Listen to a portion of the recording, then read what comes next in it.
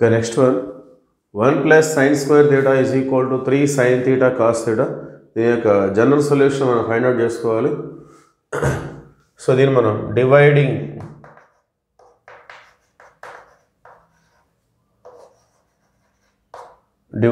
the equation with cos square theta. So దీన్ని మనం cos square theta తోటి LHSని RHSని divide చేసుకోవాలి. సో దీన్ని మనం పూర్తిగా సైన్లోకి పూర్తిగా కాసుల్లోకి మార్చలేనటువంటి సిచ్యువేషన్.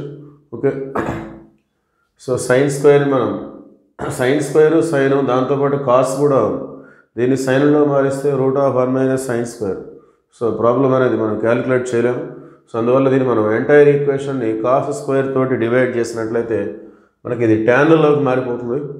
సో ప్రతి ఒక్కదాన్ని మనం కాస్ స్క్వేర్ థీటాతో డివైడ్ చేద్దాం.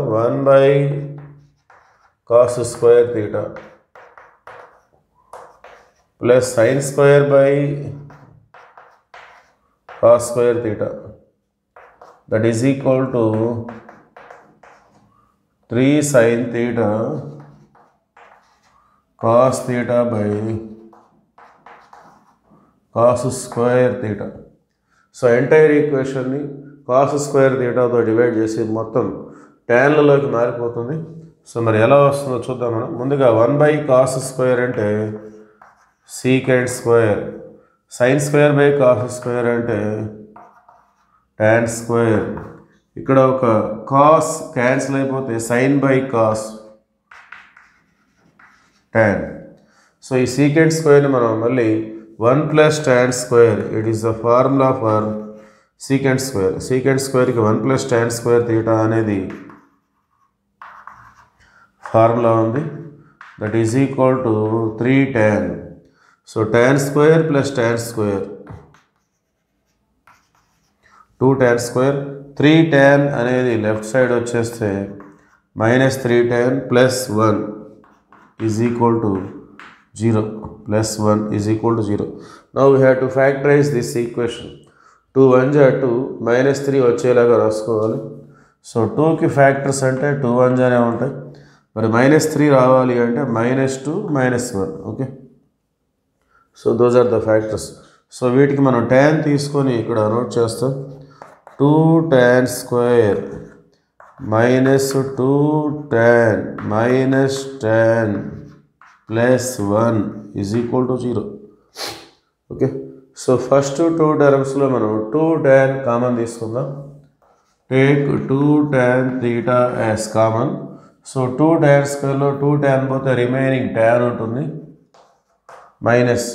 సో 2 tan మొత్తం కామన్ తీసాం కాబట్టి 1.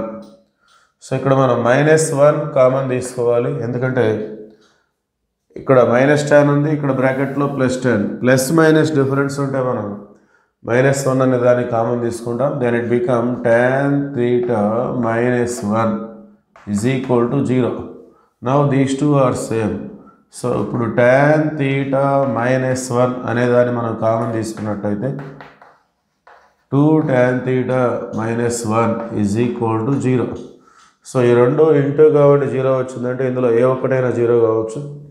సో tan theta -1 అనేది 0 కావచ్చు. అలానే 2 tan -1 is equal to 0. So ఇక్కడ tan theta is equal to 1. So tan theta is equal to 1 అంటే ట్యాన్కి 1 ఎప్పుడు వస్తుందో దాన్నే మనం ప్రిన్సిపల్ సొల్యూషన్ ఆల్ఫా. ట్యాన్కి 1 ఎప్పుడు వస్తుందో దాన్నే మనం ప్రిన్సిపల్ సొల్యూషన్గా ట్రీట్ చేసుకుంటాం. So principal solution is alpha is equal to π/4. Next general solution. ఇది tan theta is equal to K model ఉంది. So general solution formula nπ + alpha, n belongs to z. nπ + alpha. tan theta is equal to K model ఉంటే general solution formula theta is equal to nπ + alpha means π/4 comma n belongs to z. So this is general solution in this case. So second case మనం చూసినట్లయితే 2 tan theta is equal to 1, tan theta is equal to 1/2. Okay, so tan theta అని మనకి ప్రతి value ట్యాన్కి పాసిబులే, ఎందుకంటే దాని యొక్క domain అనేది real number set, దాని యొక్క రేంజ్ అనేది రియల్ నెంబర్ సెట్. రేంజ్ అనేది రియల్ నెంబర్, ఏ రియల్ నెంబర్ అయినా రావచ్చు. సో మరి ట్యాన్కి 1/2 ఎప్పుడు వస్తుంది? సో మనకి బాగా తెలిసిన వాల్యూస్ 0, 1/√3, 1√3 ఇలాంటి వాటికి 0 degrees, 30 degrees, 45 degrees, 60 degrees ఇలాంటివి మనకు తెలుసు. సో 1/2 అనే వాల్యూ దానికి సంబంధించిన డిగ్రీస్ ట్యాన్కి ఎప్పుడు ఉంటాయో మనం తెలియదు కాబట్టి దాని యొక్క ప్రిన్సిపల్ సొల్యూషన్ని మనం జస్ట్ ఆల్ఫాగానే తీసుకుందాం. దాని ప్రిన్సిపల్ సొల్యూషన్ ట్యాన్కి 1/2 ఎప్పుడు వస్తుందో మనం చెప్పలేము కాబట్టి, ఆ డిగ్రీస్ మనకు తెలియదు కాబట్టి, మనకు ట్రిగ్నామెట్రిక్ టేబుల్లో లేదు కాబట్టి దాన్ని మనం ఆల్ఫాగానే ట్రీట్ చేద్దాం. So GS general solution theta is equal to n π plus alpha n belongs to Z. So alpha 1/2 ఎప్పుడు వస్తుందో ఆ యాంగిల్ని మనం ఆల్ఫాగా తీసుకుంటాం. అది మనకు అన్నోన్ కాబట్టి దాన్ని మనం ఆల్ఫాగానే ట్రీట్ చేస్తున్నాం. So these are the general solutions for this equation.